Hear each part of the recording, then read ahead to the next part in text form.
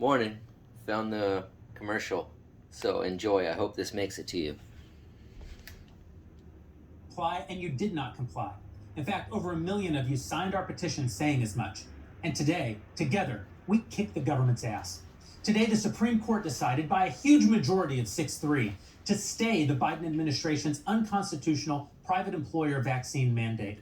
It's just a tremendous day for the American people, and a tremendous day for the founding idea that this is a limited government of enumerated powers which exists to protect, not erode, the God-given freedoms of the people.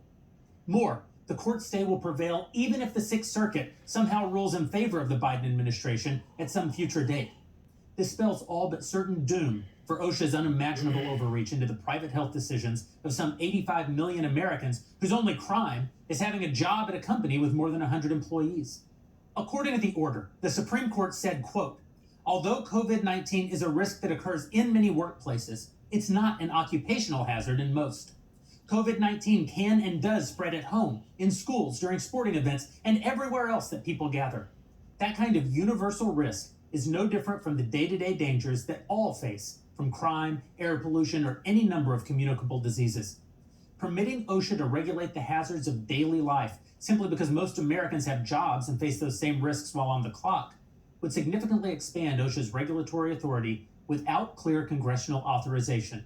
The whole thing is just that good. You really have to read every word. The order further states, quote, although Congress has indisputably given OSHA the power to regulate occupational dangers, it has not given that agency the power to regulate public health more broadly. Requiring the vaccination of 84 million Americans selected simply because they work for employers with more than 100 employees certainly falls in the latter category. So what does all this mean? Well, it means we won. It means we're still free. It means the complainants, beginning with the Daily Wire, who brought the first in the nation lawsuit against the mandate, and the nearly 60 other complainants, including the Federation of Independent Business and a coalition of states who were invited to give oral arguments before the court, have prevailed in our application for injunctive relief. And it means that for today, and very likely forever, Joe Biden's attempt to turn private employers into the enforcement arm of his federal vaccination scheme will not be implemented. The scope of just how badly we beat the bastards is hard to overemphasize.